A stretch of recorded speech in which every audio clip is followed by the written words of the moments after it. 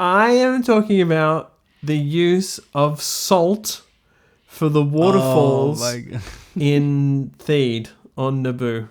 I mean, I think it's brilliant, and I think people love.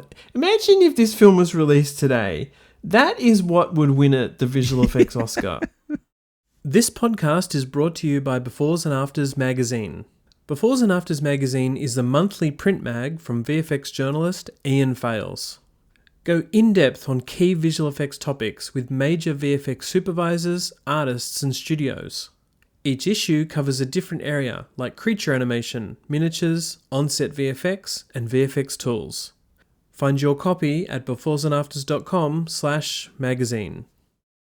This podcast is also brought to you by Hugo's Desk new compositing course. Join today to have access to 150 pre-recorded classes, 50 hours of training, using real production assets covering industry standard techniques with over 200 gigs of showreel material and access to a private Discord channel with over 2,300 students. This course is endorsed by Foundry and has access to a Foundry student license paid separately. Join today at hugosdesk.myshopify.com. And now on to the show.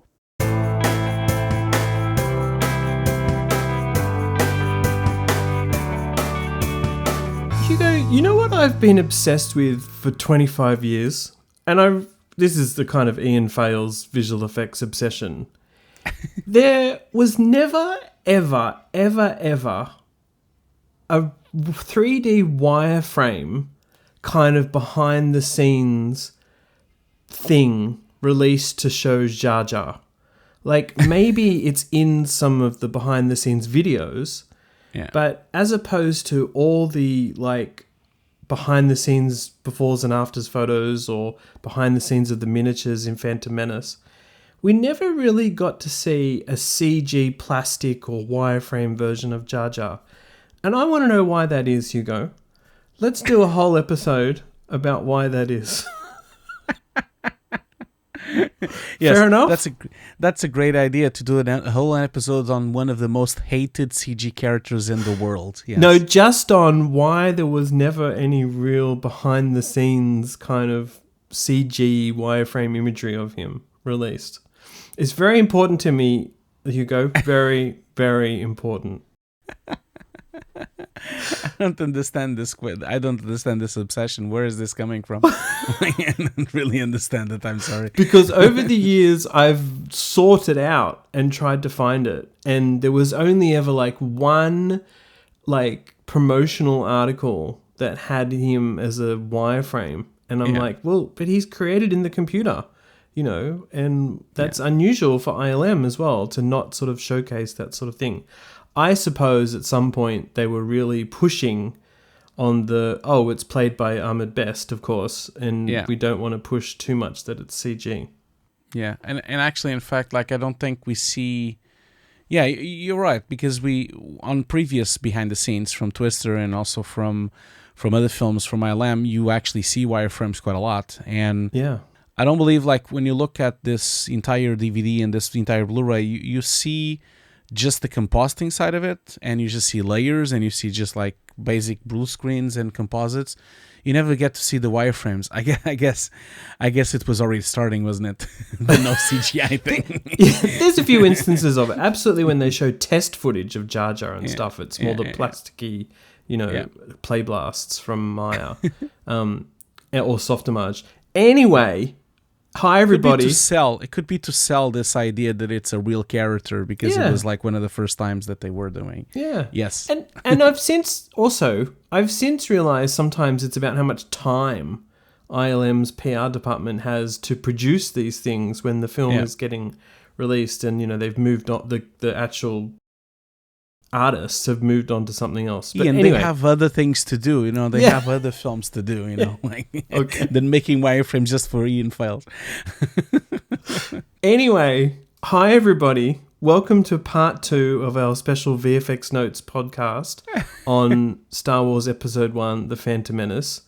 Thank you if you watched part 1. If you haven't already, please go and check it out. In part 2, we're going to be exploring some very specific VFX sequences.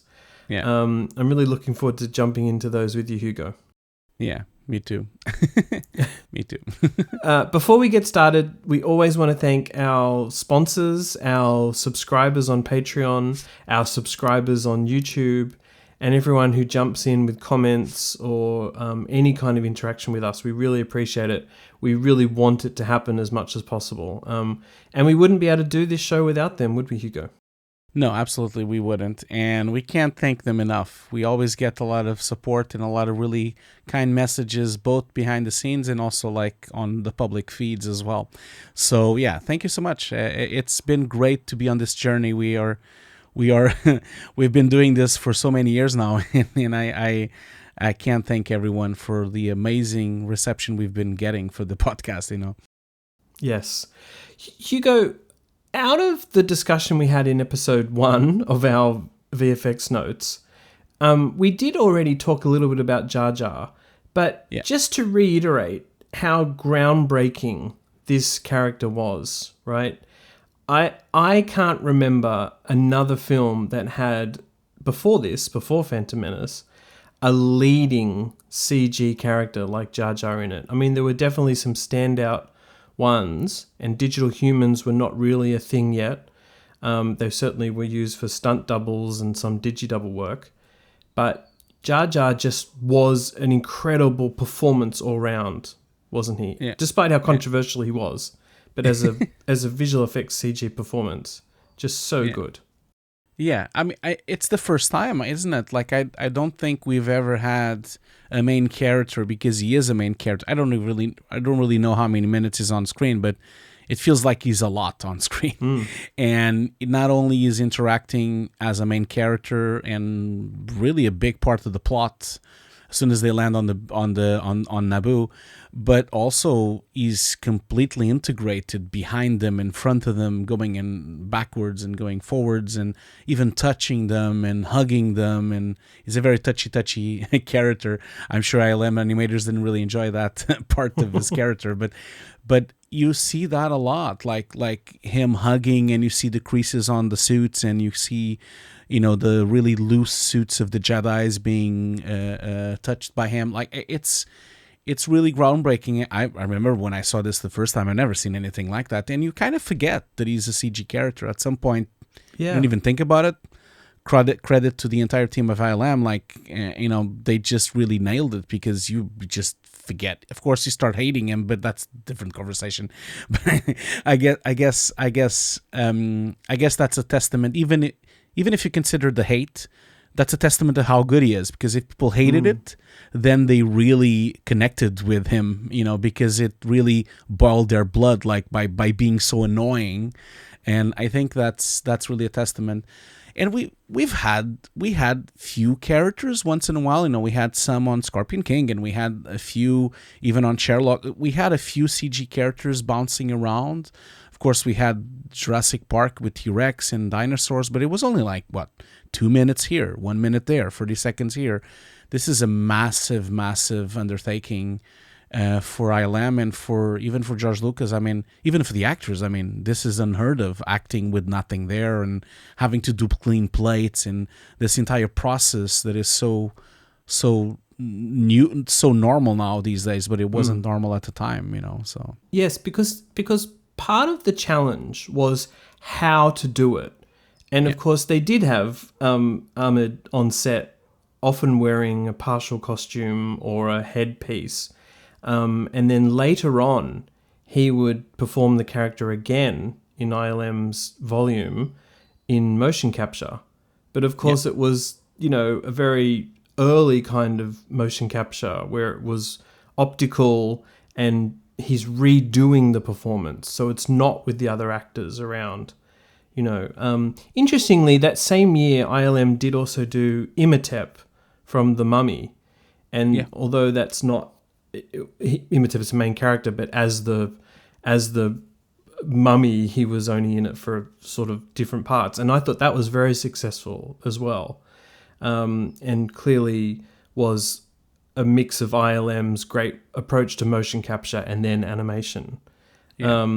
And Well, that was kind of the objective, like, was to make a bit more similar to that, because the objective was to kind of like replace only sections of it, and not really do a full CG character. That kind of happened later. So, but sorry, I interrupted you. Go ahead. well, just that it did mark a period where ILM was like, well, we've got to use this technology, motion capture. If not anything else, just to inform what we will end up doing. And I don't know the overall stats about how much motion capture data was retained. It may well be that it was a fully, keyframed character in the end. And, Jar Jar does some pretty crazy moves and does flips into the water and, that sort of thing. And he's very zany. But all of it, of course, is informed by Ahmed's slapstick kind of performance. Yeah. And that's what Jar Jar ends up being on screen, a clown in a way. Yeah. And which is great, because he's the way he moves, the way that the actor moves, really introduced quite a lot of character into the character. And I think, yes, they did mocap, and you actually see really some rudimentary mocap being done on some behind the scenes with really few points. You even see it on the screen. There's like 5 or 6 points. It's really rudimentary, but it was like, just like it is today, it's an amazing reference. So even if they didn't use the data, because probably they didn't use the data, they probably ended up doing it by hand. Even if they didn't do that, having that footage, having that data to start with, is just an amazing way to start and then build on that and then add some secondary animation on top. So these entire sequences are not just groundbreaking because it's the first time you have a character, but even if you start thinking about other things, not just mocap and animation, but even the compositing itself, like the compositing and the way that they really invented quite a lot of steps of compositing that we still use today, the advent of a clean plate so that they could use it to clean stuff behind. Even the fact that this, to my knowledge and to some of the information that you find on Cinefex and find on books, ILM says that this was one of the first times they've ever undistorted a plate so they could put CG in it, so that this is also a groundbreaking step to start thinking about, okay, let's unwarp the lens and then put the CG and then warp the CG to match the footage. This is really like a novel thing at the time because they weren't even thinking about these things, and this really was necessary because he's on screen, going in and out of screen. He goes up and down in Z space. He's not just in the middle. He just runs in, runs out. He moves really quickly. I'm sure they started having a lot of problems with distortion of lenses because of that. And so even that side of things, from compositing standpoint of view, the way that they had to match lighting, black points, using clean plates, using the distortion to help and I'm sure chromatic aberration as well. This is really like the first steps to the typical, bucket list we do for compositing these days when we want to merge CG into a character. And I think that's testament why it's so well made. I mean, it doesn't work on all shots, of course. Sometimes it doesn't, but I don't think it's because of the compositing. It's more because the shaders and the materials are a bit old, and you can kind of see that they are not as convincing as the ones we see these days, I think that's also the problem. Well, interestingly, just on the integration of Jar Jar into the plates, this is one of the first major films where John Knoll had basically adapted some things he'd done in other films and what other filmmakers and people had been doing by using the chrome sphere and the grey ball sphere.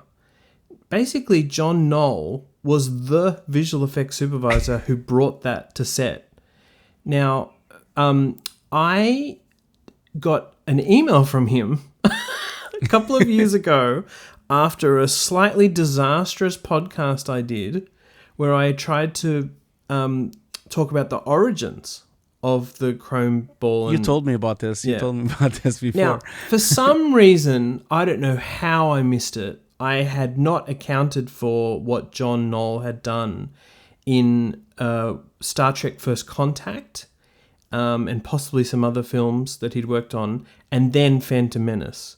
And there's actually great behind the scenes of him and actors and other people holding those things, chrome ball, grey sphere, during the production of Phantom Menace. But he had worked out that it basically let you get great reference of the lighting on set.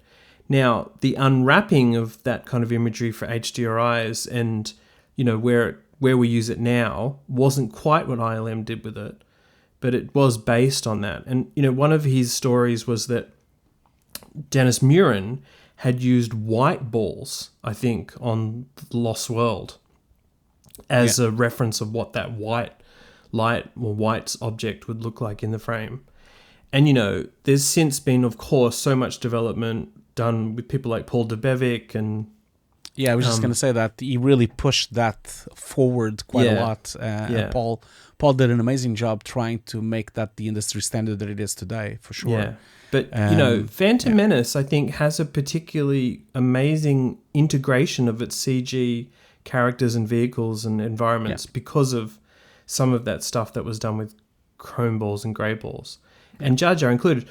I always thought that Jar Jar, just because he has that orangey brown look and feel, he works so well into that sandy environment on Tatooine and in some of the Coruscant rooms and places, because they often have his colours in there as well. I think, he just really, really looks so well integrated there. Part of it too is he didn't need to have any kind of wet or sweaty surfaces on his skin. He's quite a dry looking character despite being a Gungan. And I think that just makes it slightly easier to incorporate him and his clothing into some scenes. It's not easy, but I meant it just works. Yeah. It wasn't easy back then, for sure.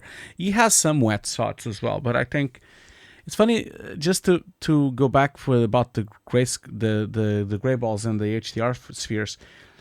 I'll put it on the screen for people to see, but there's even some amazing shots of George Lucas holding them, holding the spheres on this book here, which is quite nice. And so I really remember that as a young artist, watching that for the first time, having no idea what the hell that was. I remember when I first started in the industry, this was I was just starting at this time. The film came out in 99. I started dabbling in After Effects in 97, so just a few years before.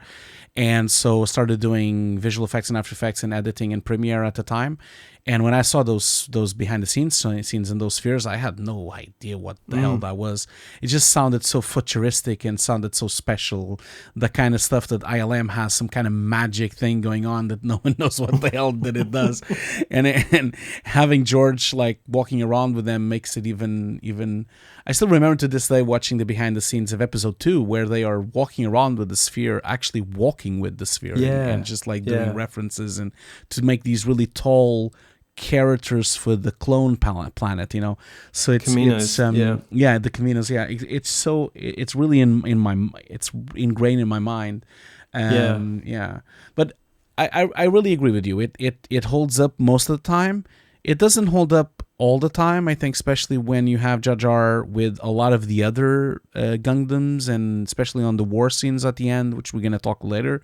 I think it kind of falls a bit apart because with the really harsh sunlight and when they are in battle, they look a bit plasticky, and there's a few shader issues, but I think it's forgiven because it's 99. It's just I don't think the shader. I mean, we need to realize that at this time, global illumination was just an idea.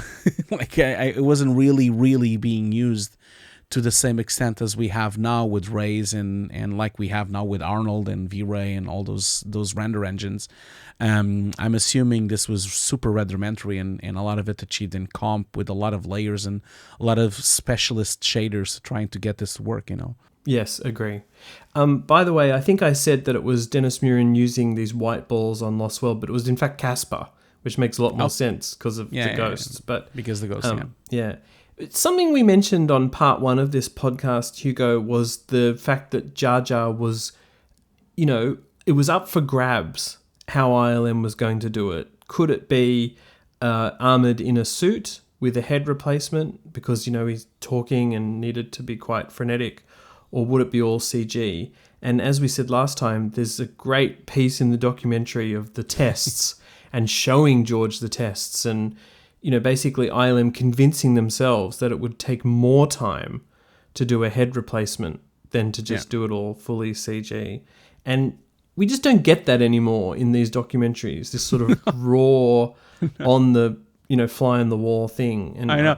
It's so worth watching. George Lucas is so disappointed. He's like, oh, so we spent £100,000 on this suit for nothing.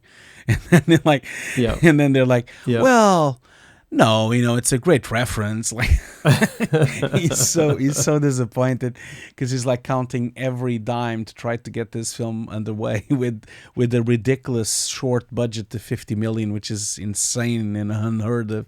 50 million is like the budget of like a small film now these days. So it's just ridiculous how cheap this was. The whole thing, But no, it's you're right. Like we don't get that anymore, and it's a shame. Like we only get that if you're actually on set. If you're on set, you hear all those things. But if you're not on set, that will never be recorded ever again. But that process that you're talking about, it took quite a long time because they were really sure that it would work just with some markers and replacing just the head and trying to get maybe a closer thing to the mummy that they did as well. And I guess at that time, they probably were a bit afraid of doing a full CG character. This wasn't really done before, to do a photoreal one. They were unsure, and I think that when they started really going for it, then they started realizing, well, actually, we have more control by doing it in full CG, because then we can control it so much better. We can animate it as we want, and we can just use the acting as a reference. I'm sure the compositing team didn't like the idea, because then they had to clean the actor out of the plates. But that process is also. Once again, this film is full of these things. Once again, that process is also like a real-time event in the industry where we have this shift from like practical puppets and then we kind of shift to full CG. It happens a lot on this film. And remember yesterday we were talking about Yoda being a puppet in the original film in CG? I went and checked just so I was sure if I wasn't lying or not. So I did check, and the new version from 2010 is full CG on all shots. And the old DVD is a puppet on all shots, except one shot. There's one shot where he's walking. That's the only shot. He's a puppet on every single shot. Yeah. Except, and then the new version, people don't see that anymore. That's gone. Like now it's all CG. So he's the same CG character as Episode 2 and Episode 3, which is a shame because, Frank Oz's work is gone, and it's quite good. I think it's one of the best puppets he's done. But that's also like that transition phase, even if Jar Jar would have been a suit with a head replacement, I would assume George Lucas would replace him later on because he would just not be happy enough with it, I think, because it would have slid a little bit and would have not really worked probably as good as they thought would have worked, because there's a few examples of films at this time where things slide, especially on the Dark, what's his name? Dark, that superhero movie. Dark, what's his name? Jeez, I forgot about that now, the name. But there's a few examples at this time where we had some backtracking going on and some sliding going on and things like that. So, I mean, this is a bigger conversation of that practical and digital discussion. But I know. There was a time. Didn't mean to like. Oh no! Start talking about that. There was a time in the 90s, I think, where audiences were very forgiving, and perhaps they still are, because it's sort of done a bit of full circle, of like knowing that something was a big Stan Winston animatronic, or creature, and then the wide shots were ILM digital characters. And we were okay with that. I just wonder at some point, especially with the prequels, that they developed a CG Yoda, because he needed to do fighting, basically. Yeah, on episode 2, yeah. And just in the end, because of the evolution of design and what works for the particular scene, it no longer looked like the puppet that they used in Phantom Menace in the Senate Council. Yeah. And so the decision was, well, we'll replace it. And I think purists hate that, but I kind of get it, because if new audiences come along to the films and they see this puppet that doesn't look like the character from just 2 films further, I think that's a challenge. You know, I mean, it's kind of crazy because, of course, we've got the amazing original trilogy, which has a puppet Yoda and it looks incredible. So I just think there was this view that, well, let's try and be consistent.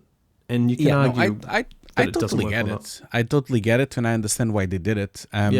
I just find it fascinating that this is a time capsule where we have almost one of the last remnants of a puppet from Oz. You know, like it's that last sequence when he's talking with Obi-Wan Kenobi, you know, debating after Qui-Gon is dead, and they're debating if they're going to take over a Skywalker or not as an apprentice, and he's walking around as a puppet. It is an amazing scene, and I remember watching the behind the scenes where they had a hole on the ground, and Frank Oz was like walking inside the ground, and the camera was very well positioned so they didn't see the ground, and it was covered, and he's really walking, and he's like walking with his little stick, and you don't see his feet, of course, because you can't, because there's a hole on the ground.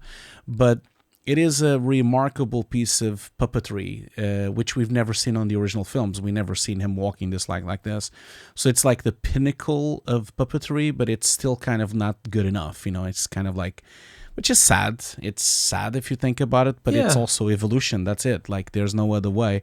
And funny that you were just saying about the full circle thing. Isn't it like that we now have a Yoda puppet on Last Jedi, which is like really strange, like, because there's an entire behind the scenes on the Blu-ray of Last Jedi about this new puppet that they've built, and of course it's a more advanced puppet. It has a lot of animatronics, and but it's still a puppet. Like, you can kind of still see it on the film that is a puppet. So it's kind of like a reverse a little bit of what George Lucas did, but it is. I mean, sometimes it's about filmmaker taste, and sometimes about how a scene is going to be integrated into the film. I think it's Ghost Yoda, obviously, so they can get away with a little bit. Yeah, it's the hologram, the hologram effect. It's quite possible that there's been some manipulation on that puppet Yoda to help with enunciations and whatnot. I mean, call Jonas. Jonas will discover it. but so what? If it works for the story and the film, I mean, look at Baby Yoda, right? From Grogu, from Mandalorian stuff. Sometimes it's a legacy effects puppet. Sometimes it's ILM's digital Baby Yoda. It's probably a mix in other shots.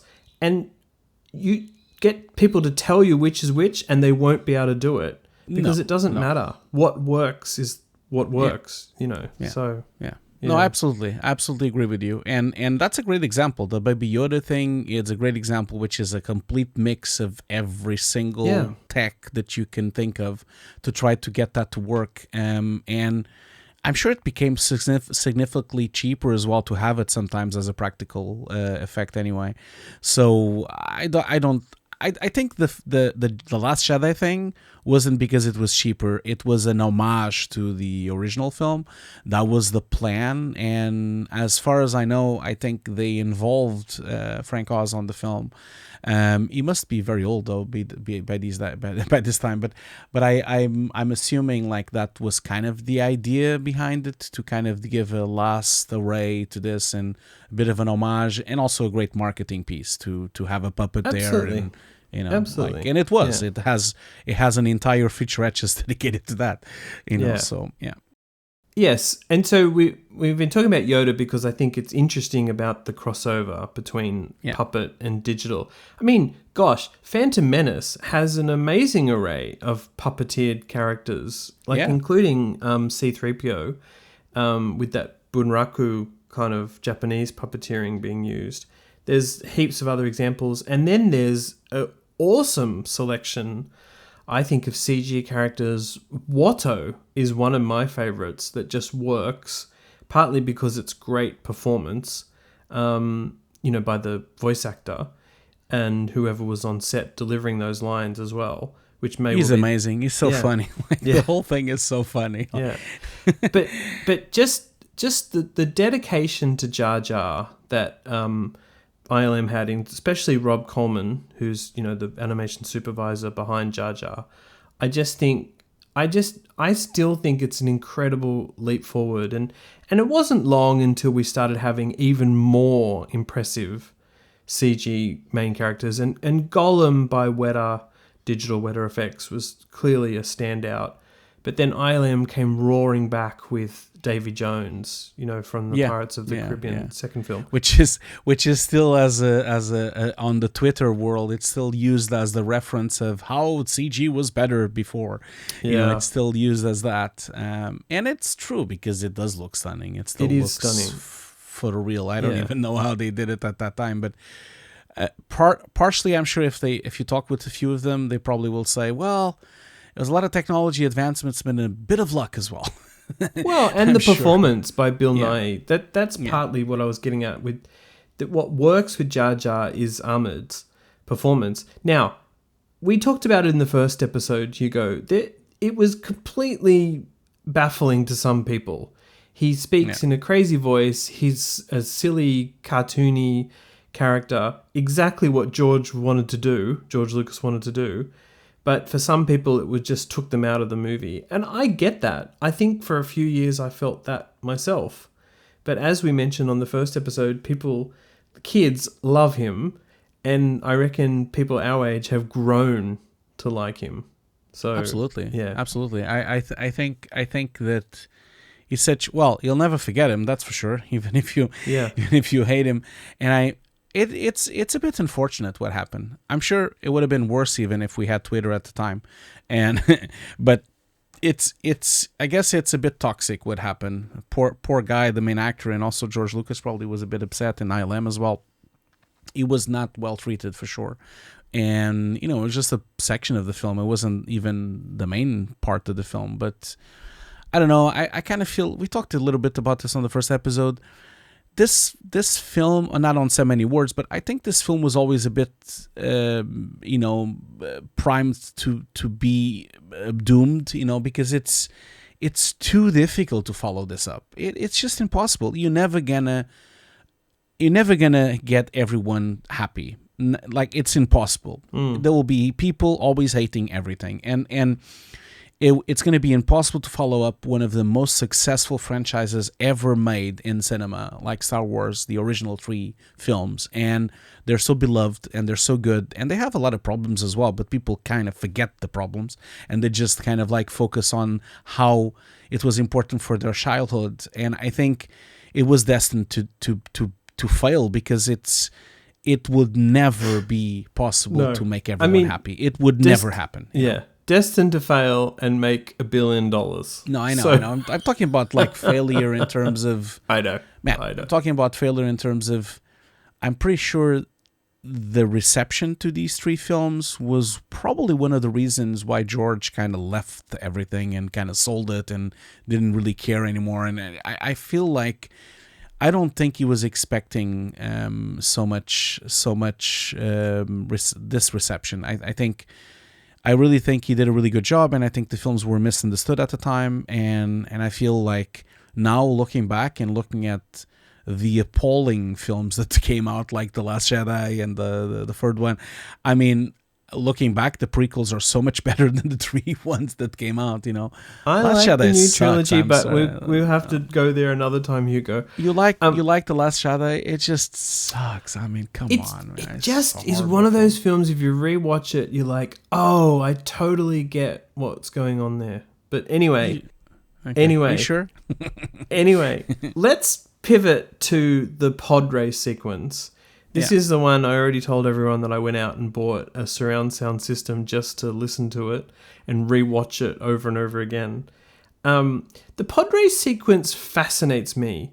It is a really, really elongated, long sequence that, from a storytelling point of view, is meant to show how good Anakin is as a pilot, right? And also, it's, pivotal because Qui-Gon wins the bet to train train Anakin, take Anakin away, takes him away from his mother. You know, there's a lot at stake here. But as a sequence, I mean, we were talking about John Knoll looking at all the storyboards for the film, and when he saw the stuff for the pod race, I'm pretty sure he would have panicked. ILM would have panicked. But I talked to him a while ago for my book, Masters of Effects, and it was really interesting getting into his thought patterns, Hugo. Like, how would you bring this to life? Could you film something? Could you film miniatures? Did it need to be CG? And, you know, the big issue was that these pods were going by so fast that any kind of miniature shoot would have to be enormous, right? So that kind of took away the idea of doing it miniatures like Endor Forest style with, say, realistic backgrounds or real backgrounds. But what did they end up settling on, Hugo, was the methodology for doing the pod race? Yeah. And they ended up doing the pods anyway. They did them physically, and famously they were all destroyed by a storm. But they ended up actually building them all, so they could use them as stand-ins and they could use them in certain shots. But obviously, it ended up like being destroyed, and it was very unfortunate, which was kind of like weird because they got destroyed by a storm, just like on the first film. The first film that happened as well, which is funny. But this. What can I say, man? This sequence, you know me. I love racing cars. I love Formula One. This sequence is just mind-blowing. I love this sequence. It's bonkers, isn't it? It's bonkers, and it's really good. And I know a lot of people hate it because it's a completely different film, really, if you think about it. But I really think it's really necessary because it really shows off the amazing skills that Anakin Skywalker has. As he pointed out himself, he's the only human that can ever done it, that can ever do pod racing. And I was obsessed by it, not just by the film, but I don't know if you know this, but there is a really good video game with the pod racers that came out for the Sega Dreamcast and the PlayStation 1 and the PlayStation 2. And it's even today, the game is so beloved that even today you can still play the remastered version on PlayStation 4 and 5. So I play it a lot, and that game is really stunning, not just because of the speed, and you can play all the pods on that game. You can select any character from that roster, but also the music. My God, that soundtrack from John Williams bouncing while you're playing the game, it's just unheard of. The game is really good. There's 2 games. There was a sequel as well. So I think, and it's very rare that we have a good Star Wars game. So this was definitely a good one at the time. What can I say? Like this is just, some shots are photoreal, like especially the ones where you see the reflection on the desert behind the pods. Those shots are just like, my God. I'll never forget like watching the behind the scenes when George Lucas, when John Knoll and the ILM team, they're like trying to bring down the expectation. They're telling him, this is not done yet. It's not finished. Let's look at the shots. And then they're watching this thing, and this thing looks just as good as you saw it on the film. And George is like, it looks great to me. Like, he just doesn't even say anything because it looks so good. Yeah. even cracks a joke. He's like saying, but don't worry, no one is looking at the pod. No one is looking to anything. They're just listening to the music. He just even cracks the sound. I just feel that this sequence is just stunning. I don't know. Where do you start? Like, you have so much on this. I think pre-viz is an interesting place to start because, as we mentioned in the first episode, there was a team up at Skywalker Ranch that was basically pre-vizing the whole film, and they were using desktop computers to do it, tools like Form Z to do the modeling. And I always thought what was really interesting is that they weren't just doing pre-viz in completely CG ways. They were doing pre-viz and then shooting animatics, often with like Ben Burt, who's the editor, sound designer, or George's children or a child sitting in a mock-up of a pod to get some live action animatics. Like that's actually George's history with the original trilogy too, is to create these animatics that gave the sense of the shots. But they really took it a long way. And, it's really interesting. One of the pre-viz artists is David Dozeretz, and he started this pre-viz studio after Phantom Menace called Persistence of Vision, POV. And then some artists on the second prequel started the third floor. And then some other artists on the third prequel started Halon, which are these famous pre-viz studios. So that's really interesting to me. But the pre-viz side was super important because you needed to work out choreography, speed, and then, okay, we've got a close-up shot of the pod racer. It could be a CG character, it could be Anakin. That's one we'll have to film live action or, have a close-up of the pod. Other scenes, it's a moving camera. So pre-viz was vital for the pod race sequence. I guess that's where they started. The next thing to say, Hugo, is methodology, as we were saying. Could they film helicopter shots of the desert? Could they film miniatures? What John Knoll worked out was that was just going to be too hard, too big a miniature to build, as I said. So a lot of it, of course, was going to be CG. And then to make sure it still looked realistic, ILM really adopted projection mapping. Still a relatively new thing that ILM had actually done a little bit of on Terminator 2, and they'd done it on Hook with a matte painting, where basically they've got some...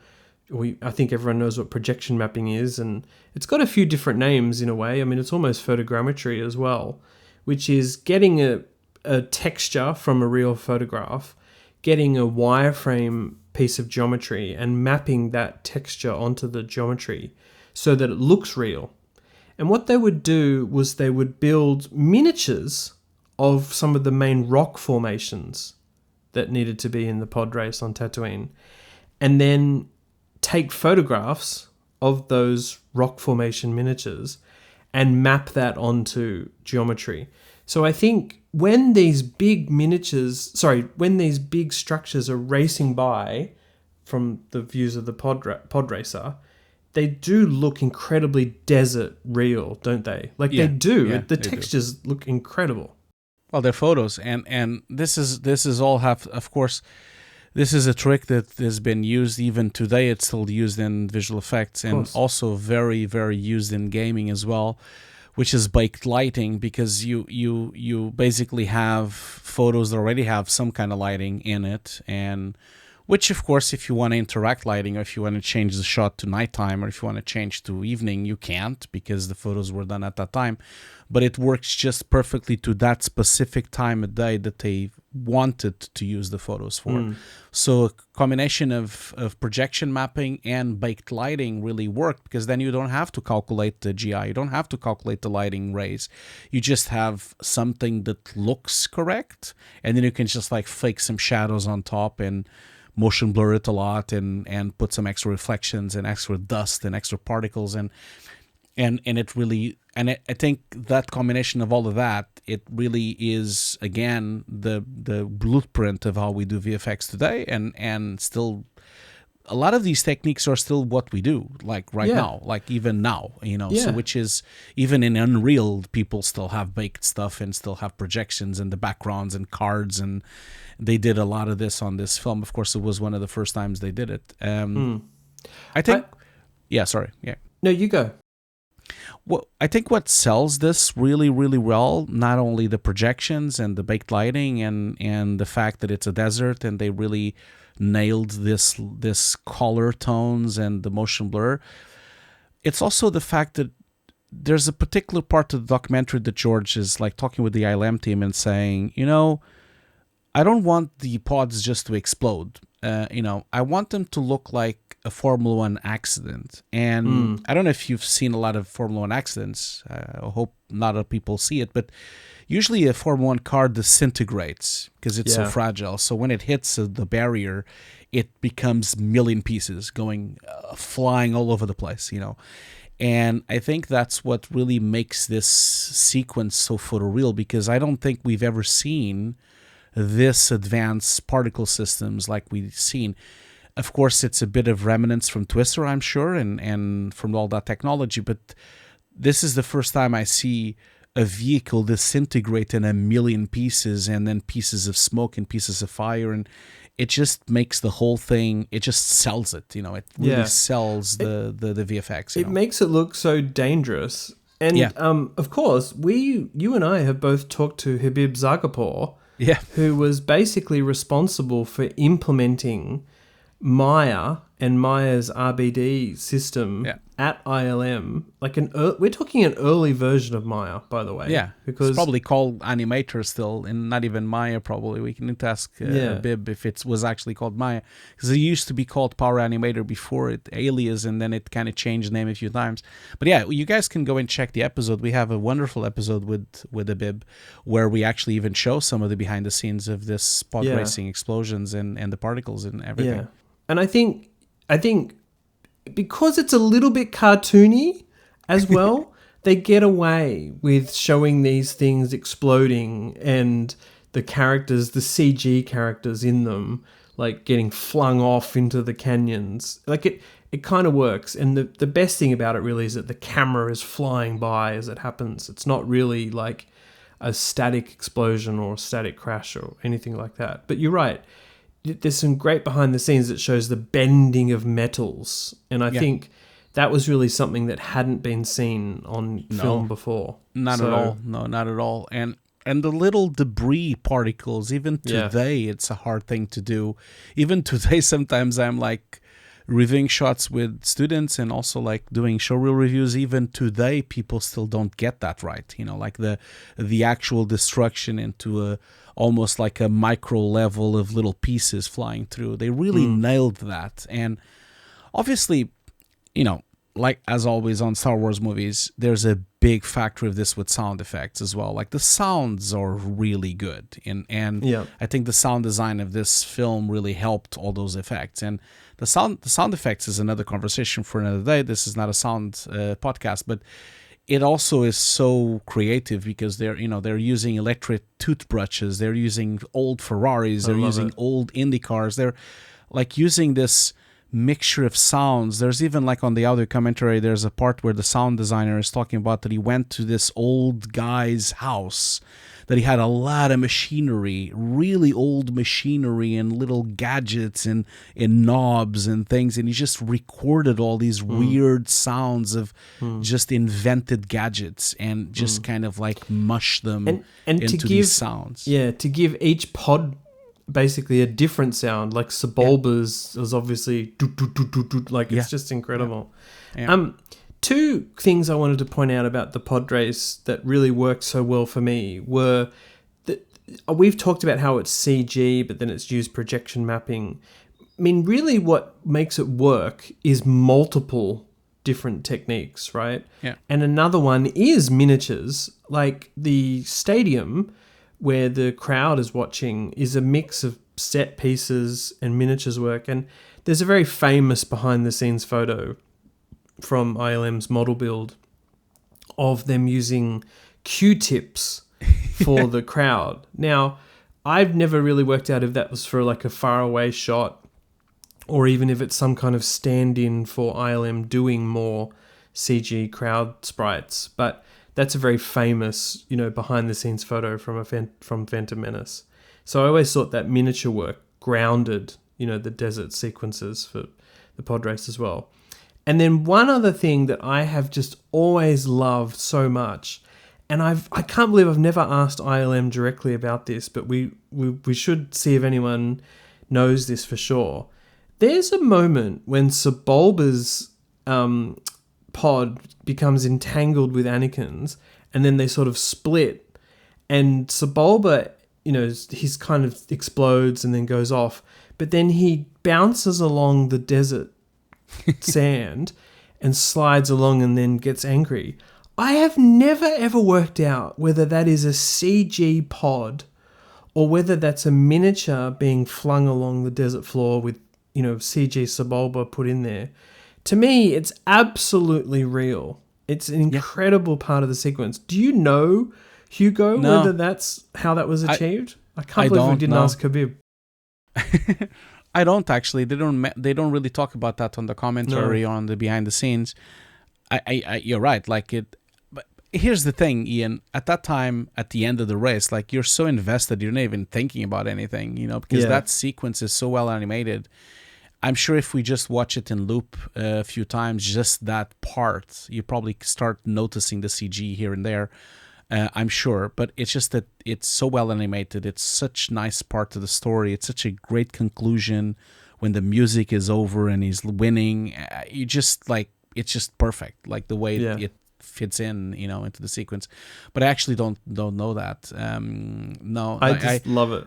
Yeah, we can find. I'm sure we can find out. But this entire sequence is really cool, and not just even the build up to the sequence, the way that Anakin is building the pod. The pod is really beautiful as well, and the pod looks like really has this design of an old speedster, all these hot rods that used to be done in the United States, and I guess that's really arcing back to George Lucas' childhood when he was building old cars and he was fixing old cars, and American Graffiti has a lot of that as well, and all those cars, and because the car itself, Anakin's car, looks like a 50s car, like the pod itself with the blue lines and the little curves and the really aerodynamic shapes from the 50s and the 40s, and even him as a builder building the pod. I love that entire sequence. It's very endearing, and yeah, I think this sequence, people should really go back and watch it again. I just think it's just mind blowing, Yeah. Okay. Seeing as we're getting very nostalgic about this sequence, or maybe I am, there's two other things that I really love about it. I'll just quickly mention them. I love the, oh my gosh, what are they called? The fix-it droids. You say hit the nose. You hit on the head, yeah. But I just love how they get sucked into one of the pod engines. And again, it's for kids, right? I mean, and 46-year-old men. And I just really love those characters. I also love the commentators of the race. And again, there's a very famous behind-the-scenes photo or piece of footage of those actors who I think are actually possibly real commentators, but they in makeup, where I think they were going to do it on blue screen and then just their heads added to a CG body. And in the end, ILM did a complete CG character. But I always thought that added a lot to the race because it helped the audience know what was going on. But then it felt like an F1 race, right? That's the point. Yeah, that's the point. The sequence is filled with really some stunning shots like that. You're talking about those droids, but just before that, there's like this pit droids. The pit droids. Yeah. Just before that, you see the big pod that has 4 engines and it has the coupler, the electric coupler. And then the electric coupler breaks, and then the engines just fly over. Yeah, it's such a cartoonish thing, but it's such a cool thing, Yeah. It's filled with amazing shots. There's like also this really nice shot of them with the flags, and it's a defocused shot, really long lens where you see them with the flags, the music is hitting up, and then you see the heat of the desert, and they're just getting ready, and then you can see the engines riving, like it's just so good. Like it's so that good. Entire sequence is so good, and recommend people watching the original cut, which is on the DVD and on the Blu-ray, the original 40-minute long kind of like sequence, which has some shots that are unfinished, but it's a longer sequence. Yeah, it's not 40 minutes, but it's definitely longer. Sorry. Yeah, it's longer. It's like, I think it has like 5 minutes more or something. Yeah. Sorry, I was getting mistaken. 40 minutes is the original version, which we never really saw. Like originally, George wanted to do a 40-minute long sequence, but he never really did it. Episode 2, the pod race. I'm sure in his mind he thought he could probably get away with that, I'm sure, at that time. And the only bad thing in the pod race sequence is when Anakin wins and his 2 little buddy friends try and give each other a high five and miss. I laugh at that every time. But I mean, I feel like that was just a bad take that they felt was cute and they kept in, So anyway. All right, Hugo, that's the pod race. Let's jump to what we're calling the final battles, which is essentially 3 separate sequences, all intertwined, edited together. Hard to start with this one, but we're talking about the Darth Maul, Qui-Gon, Obi-Wan lightsaber but duel. We're talking about the Gungan battle in the big field, and we're talking about what's happening in space, where they're flying around trying to kill the control ship. Yeah. And all these things intercut together, and it feels just like Return of the Jedi, which is kind of, I think, the point of it. I love this third act of Phantom Menace, but it does have some hit and miss visual effects work, doesn't it? It does, yeah. Like I think out of the 3 sequences, the spaceships battles and the space battles, they are fine, of course, because it's even they were fine on the 70s, so they wouldn't really not work. They would still work even today, and it's darker and it's space and it's motion blurred, so it works really well. I think the battle in the ground, the big War and Peace battle that George wanted to make, it's not as well achieved because I think the shaders were really not up to par, and the materials were a bit weird, and it's a really sunny day, and it's kind of reminds me of the Windows background, when we had Windows 98. Yes, Windows 98. Yes. That's what it reminds me of. It feels a bit... Well, let's talk about that sequence. It feels a bit too synthetic, is how I would put it. Whereas everything else was a mixture of live action, miniatures, and CG. This feels like absolutely background plates, probably shot in Marin County, near ILM, and then, definitely DMP matte painting work. But then everything else is CG added on to these field plates. And by the way, Hugo, before we jump into this, I should have said, we've been talking about John Knoll as the production VFX soup. 2 other crucial ILM supervisors were involved and split up the sequences between them. So it was John Knoll, Dennis Murin, and Scott Squires. Yeah. And then, of course, there's Rob Coleman as animation supervisor. But the ground battle was supervised by Dennis Murin in particular. And actually, it's an incredibly huge sequence if we just talk about it like as a battle sequence. You've got scores, hundreds of Gungans, and then, the Trade Federation and its ships and fighting and ground scars and, oh my gosh, just lots of weaponry. I think one of the challenges with this sequence is, as I mentioned, I think it feels a bit synthetic, but also it's the most slapstick of the battles, of the 3 battles, right? Yeah, absolutely. And how do you make something super realistic if Jar Jar is falling onto the tanks and hurting his nuts, like, how do you do that? It's hard to keep the realism when maybe it's a little bit more slapstick. I don't know what you think about that. No, I know. And especially because you're having the Duel of the Fights going on at the same time, and Duel of the Fates, which is like just stunning. I'm referring it to Duel of the Fates because that battle is with that name from the music, from the soundtrack. Yeah. And that sequence is so good that everything else kind of like, what is happening here?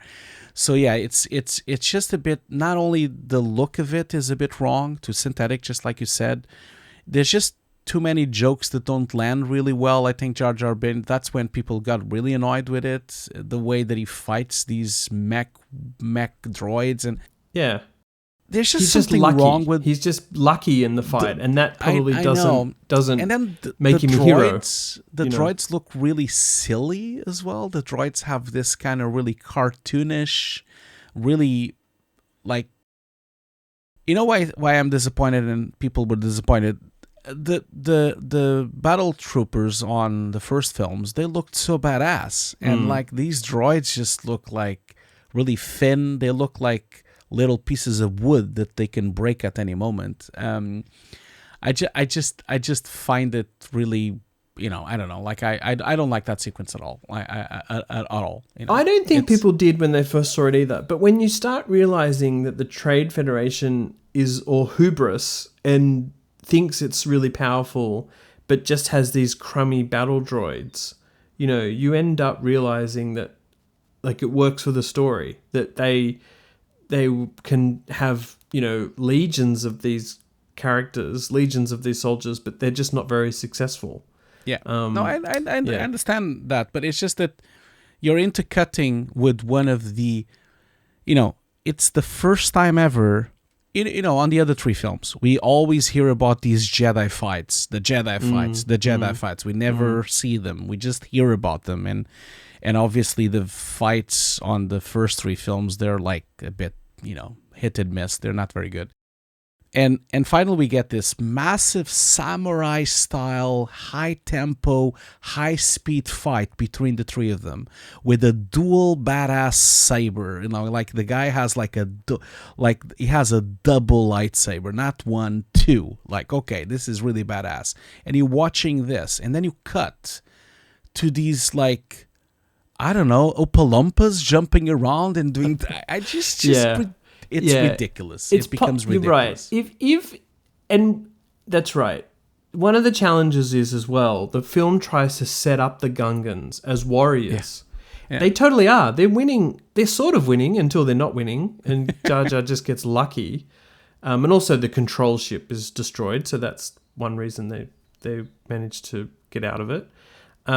Which is Anakin that did it anyway. He's the one by also luck again, accidentally. Also accidentally. Let's talk about that. Oh my god! But I'm okay with that. That's okay. By the way, just going back to your comment about the first 3 films having not very good lightsaber battles, I'm not sure what you're talking about. They're super slow. They're like. Well, maybe the Obi-Wan Darth Vader is a bit pokey. Like that. But man, the sequence, with the 3 of them and the double lightsaber. Yeah. Back to that. Like, what's his name? Park, the main actor that is playing Park. He's amazing. He was already amazing on X-Men. He's a really skilled martial arts. Like, the whole thing is a stunning piece of martial arts.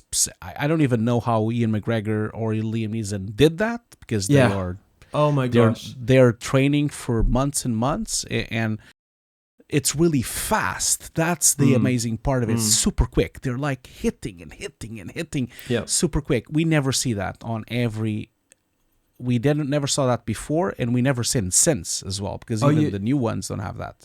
I totally agree, and it was spectacular and made better by Ray Park doing that and Darth Maul having a double-edged blade. But also... you can kind of feel who's the martial arts on the sequence. I understand, because he's so good compared to them, but they still hold them. I still think they still hold their ground against them anyway. So it's very clever. It's a very cleverly staged fight in that they move to different locations. These energy beams, and that's really cool. And then to the room with the doors that are folding, which sort of prevents them from... amazing. And it gives you a bit of a rest. I love it so much. Yeah. Yeah, and that single sequence, that single soundtrack of John Williams, with the chorus, is probably one of the best pieces John Williams has made in his life. And we know he's done 200 other good things, but it just works. It's a stunning piece of action. I just watched it last night again, 25 years later, and it's still one of the best sequences I've seen in action. It still lives up to, even today, to a great action sequence for a film of 2024. Agree. Which is that's why it makes the other ones look a bit silly, because they're so childish. The other sequences, and you keep cutting between them. But I understand that's important for it to exist in the plot. You can't just have that fight. I understand that. One of my favorite pieces that I've written at Befores and Afters was about the lightsabers used in that sequence in Phantom Menace, but also the prequels, and sort of the evolution of them from, of course, the optical and rotoscoping days of the original trilogy. So if you head to Befores and Afters, there's a really fun article with, the people involved in doing the lightsabers there and the tools they used at the time, which ILM basically had its own compositing tool called Comp Time and something before that as well. And I think it's really what ILM was able to do with the lightsabers this time around just made them feel like they're in the film, in the frame. Just thought that was so good. The evolution of lightsabers is also fascinating because on set in the new trilogy and in the Star Wars streaming shows is basically LED lightsabers, which give more reflection. So the fact that they didn't have those, they just basically had green or orange sticks, and were able to do some really great stuff with it. I think people will say lightsabers are simple visual effects things to do. No, because the light, they're not. Yeah, but it's just people forget that on the original films, there's no light interaction at all. Like they're just on, and there's nothing on their face. And we only start seeing that really on this film. We start seeing some interaction in comp, of course, and then of course now with the LEDs, it's even better now. And of course now they do full rotation of the bodies in 3D, and then they actually have the real lighting in 3D being reflected to the surface, and then they can comp the lighting on top of the actor. So it's very complicated these days. Yeah. But yeah, that sequence also not just the lightsaber in, but the compositing itself, because they are literally in a studio in a blue screen. There's nothing there. That's right. The whole thing is a composite, really. The entire sequence. Some partial sets and whatnot. Yeah, just the floors and certain sections. Yeah. Yeah. One quick thing, shout out to Parallax Matador, a piece of software which I never got to look at or play with, but was like at the heart of what a lot of ILM did in the 90s. Yeah. For rotoscoping, they did texture stuff with it at some point as well. I think when you talk to some old school ILMers, they want Matador back, but of course they've moved on. Just a shout out to the lightsaber work there. What did you think though, Hugo, when we really got to the pointy end of that sequence, and Darth Maul is cut in half? What did you think about that? Remembering it, watching it back in '99, but also rewatching it. I feel like it was such a missed opportunity, because Darth Maul is one of the best villains I've seen ever on Star Wars in the entire, he's up there with Darth Vader. It's such a cool villain, and I think it's a disappointment that he was cut in half and then killed, and we never saw him again ever since. Which is a shame. What do you mean we never saw him again? Well, I never saw the crappy TV shows. I don't know what's happening there. No, well, he's in Solo, spoiler alert. So, what do you mean he's in Solo? What, after the credits or something? I never seen him in Solo. What do you mean? Oh, Hugo. What do you mean? At the end of Solo, the main character has betrayed another character and then reports back to home base, and it's Darth Maul. I can't remember that anymore. I don't remember that at all. So he didn't die, I guess. I didn't remember that at all. He didn't die. In the Clone Wars, he has, robotic feet and things like that, I think. Okay, so, I didn't know that. I'm sorry. At the time when I watched the movie, I thought it was very disappointing that he died.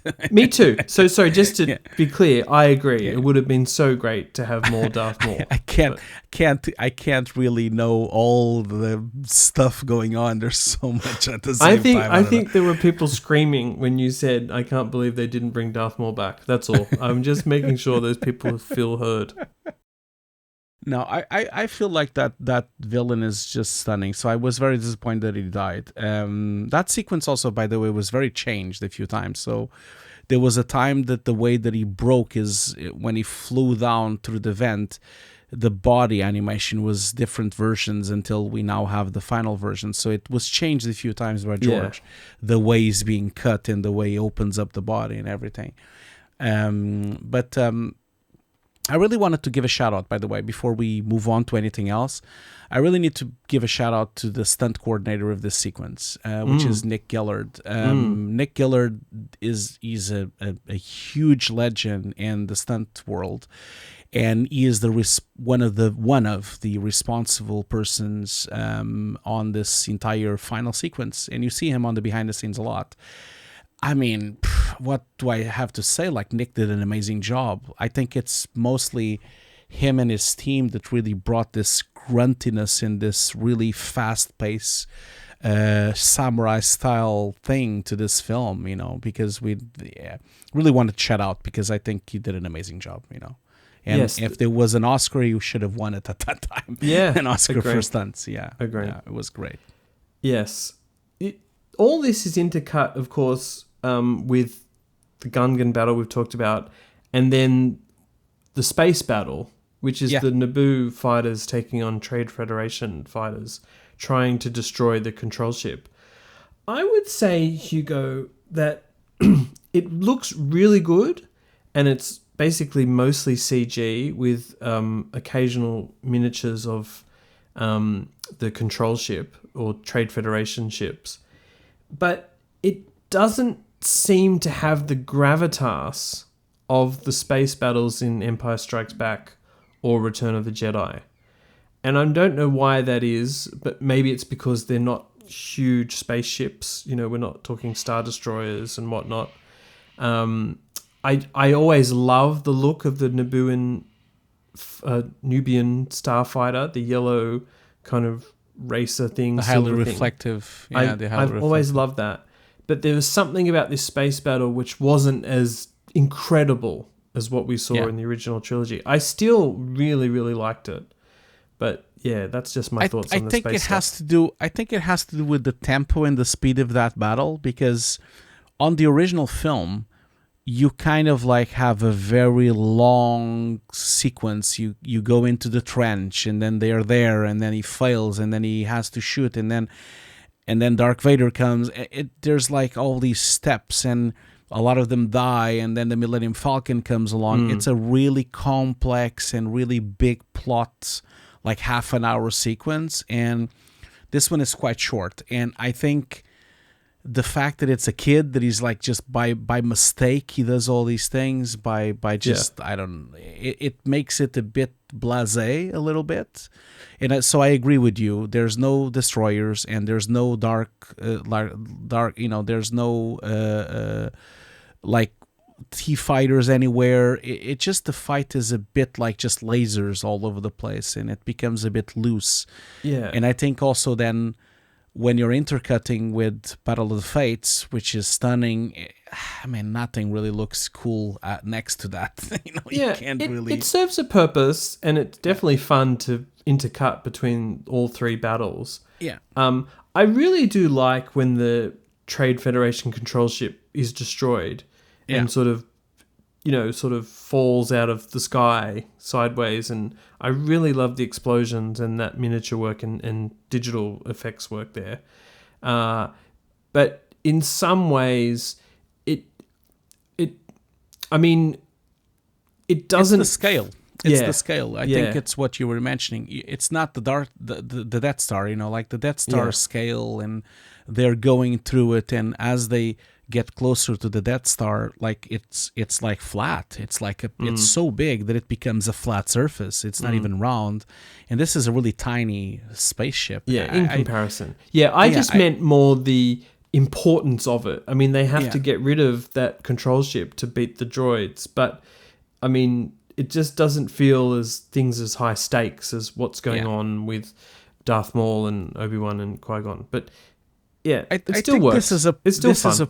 This is a problem that occurs on all three films, I feel, like on all these trilogies. Like all the fights and all the sequences, they're just not the scale of the original. I just feel that they are a little bit hit and miss. And I think that's because George Lucas is trying to do something different. You can clearly see that he's so focused on the character development. He's focused on Anakin. He's focused on Padme. He's much more focused on the characters themselves than the space battles and all that side of things. And I kind of feel that it kind of has to do with the older director. He's like focusing on other things, and you kind of see that the film none of the 3 films ever have a gigantic battle sequence like the other 3 films had. Maybe except for Mustafar and the final lightsaber duel between Obi-Wan and Anakin. I agree. Yeah.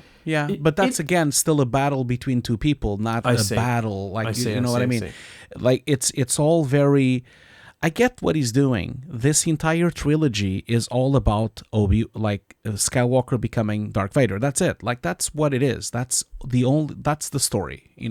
That first poster of Anakin and then Darth Vader behind him. That first poster of the Shadow.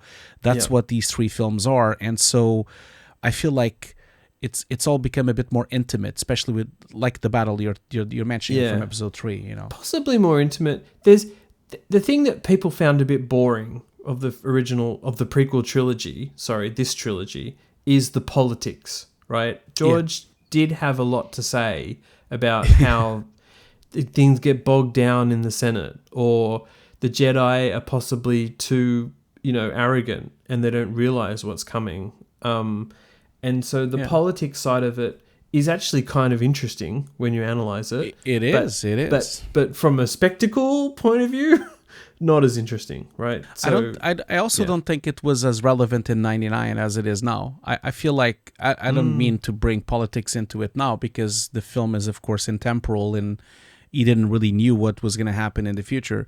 But showing what happened to the Emperor and how he took power and it became a factious dictatorship really is really important. And I feel like he really transmits that idea really well. The same way when you look back at how Germany kind of like became Nazi like over the years, and it on the Second World War, I think all of those things are quite important for George as well as an American, and growing from the Second World War.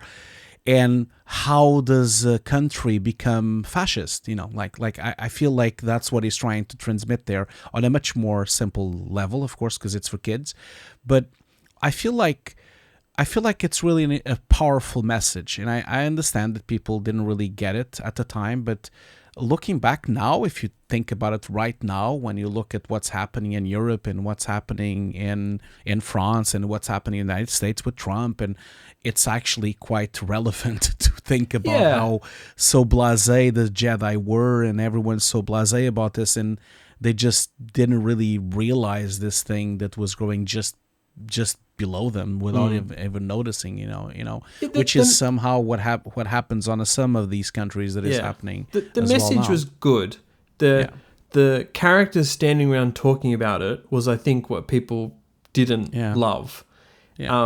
But as I'm sure we've evidenced, there are some incredible sequences that just took the film to new heights, and took innovation from ILM and other departments to new heights as well. So it's a very memorable film from that point of view. And if you rewatch it and watch it for the bits you enjoy, I completely love Phantom Menace. As I said, I think in the first episode, there is this strange lull that happens in Coruscant where I'm like obsessed with Coruscant now, but like we didn't really get to see it much. And I feel like he was saving it for Attack of the Clones and Revenge of the Sith. But yeah, I remember it being a little bit slow. When I rewatched it, I cannot believe how big it is, especially the pod race and that final sequences, those final sequences. Yeah, absolutely.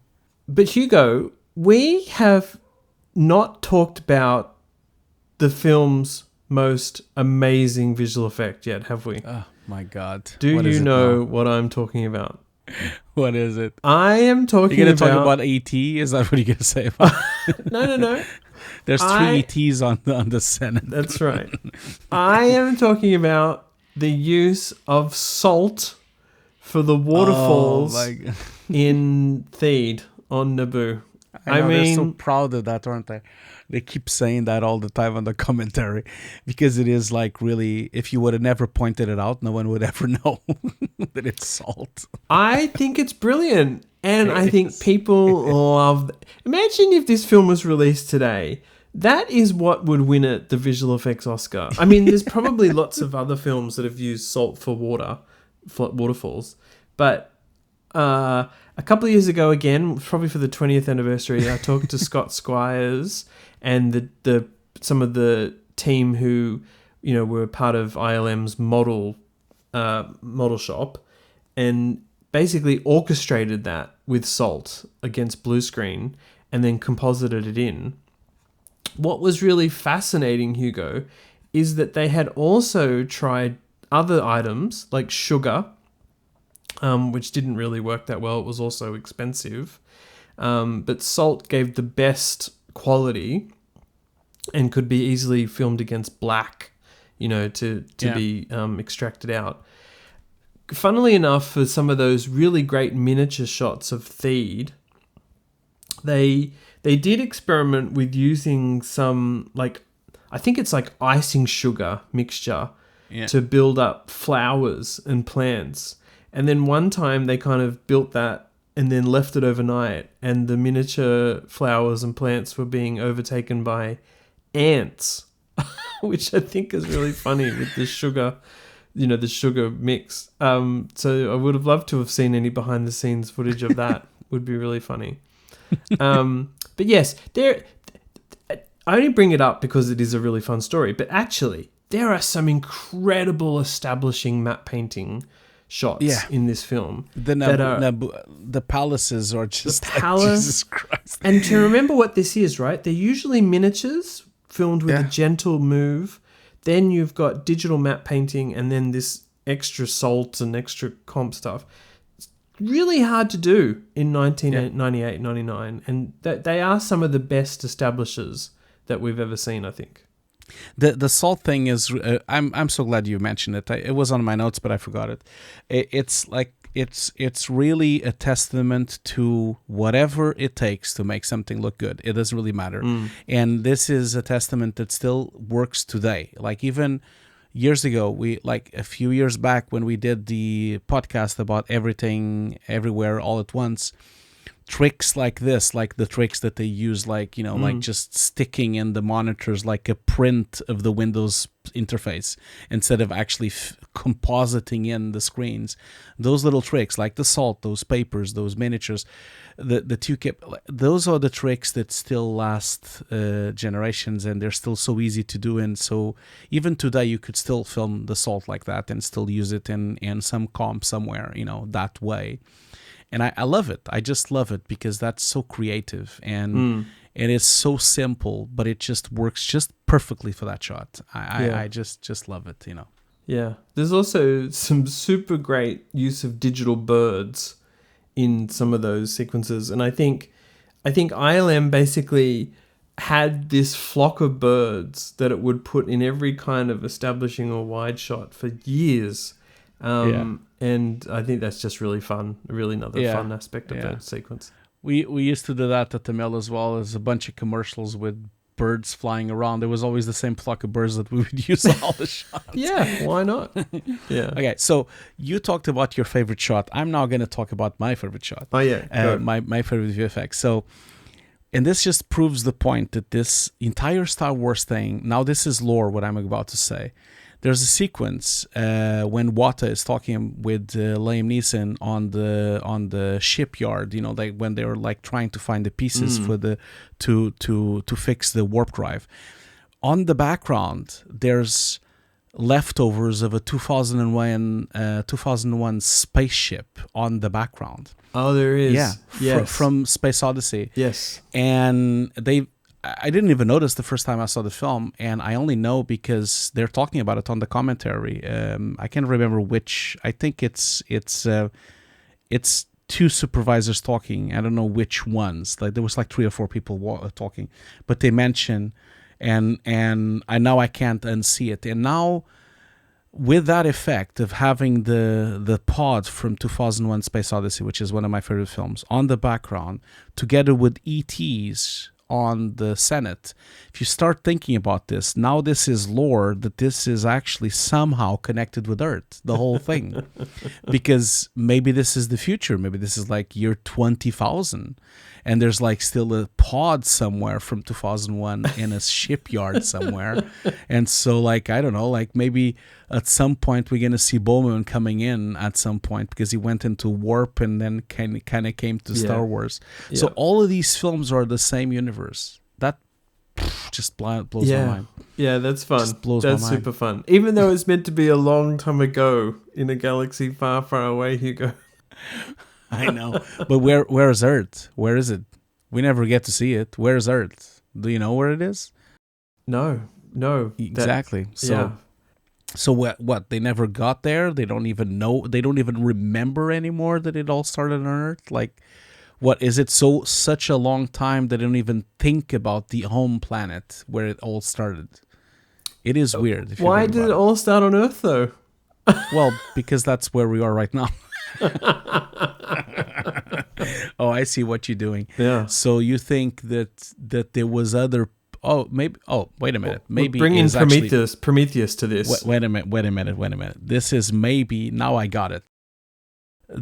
On 2001 when he goes into the monolith and then he travels to that like laser thing and Stargate. Goes through it. Goes through the Stargate.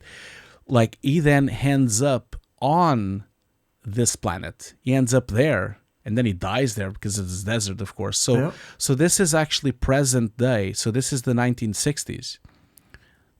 So we actually, this is not the future. Star Wars is actually another galaxy somewhere else, and Earth is actually on the 1960s.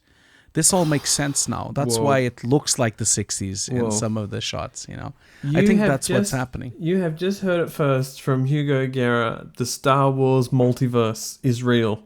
And exactly. Is there. It's all set on the 1960s, the whole thing. I love so it. As humans were just putting their feet on the moon, like that's when this entire thing was happening, Yeah. Like that's so imagine what they're doing now. It's even better now. All right.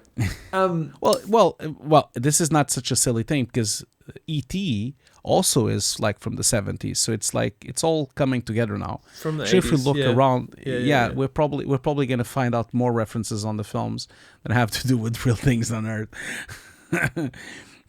All right. Hugo, my final thought on this film is I was going to ask you, did you ever happen to catch the Phantom Menace 3D stereo conversion in a cinema? It must be 10 years ago now. No.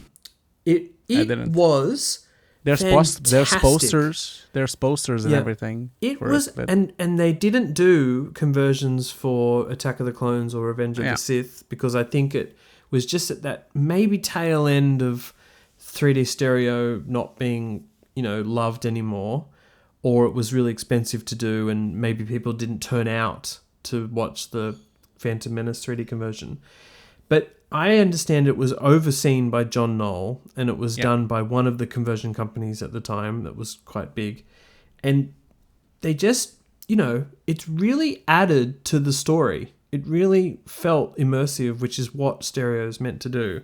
And I would love to try and see that again somehow. There were a couple of films around that time that I think did really well out of conversions, and they were Jurassic Park, Titanic, believe it or not, and Phantom Menace.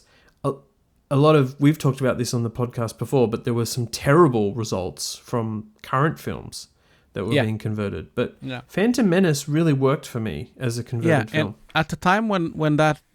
I have the other ones. I have the Bluray, the 3D original Bluray from Titanic, and I have the original 3D Blu-ray from Jurassic Park, which is really good 3D versions of the films. The 3D version of Phantom Menace never came out as a disc. Right.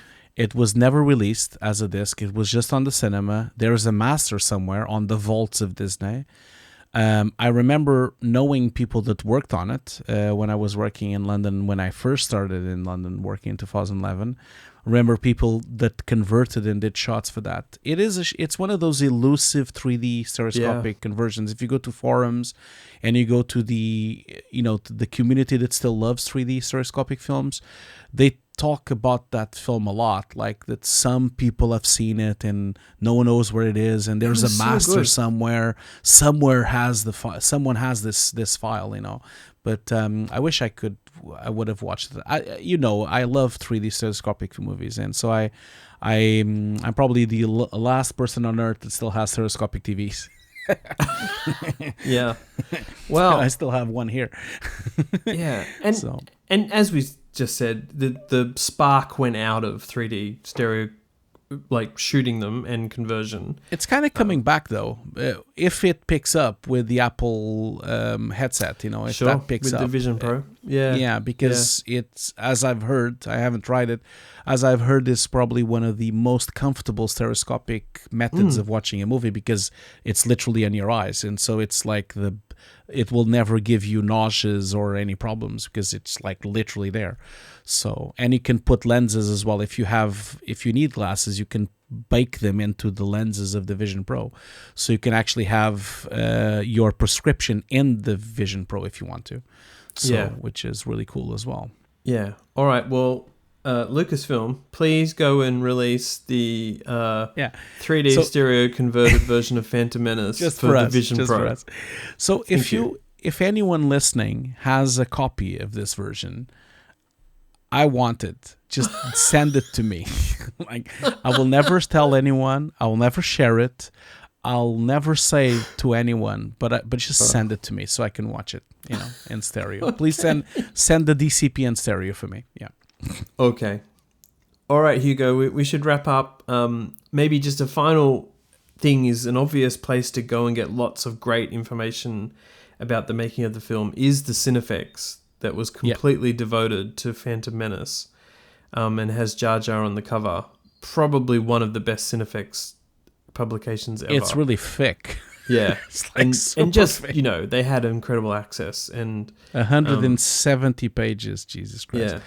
Yeah, it's the only film. I think there's only a couple of Cinefexes only devoted to a single film, and this is one of them. Yeah. So that's really the go-to place. But the DVDs you've already talked about are really great too. Yeah. And then, Hugo, it's been really fun chatting about Phantom Menace. Brought back a lot of memories. Me too. Especially about salt.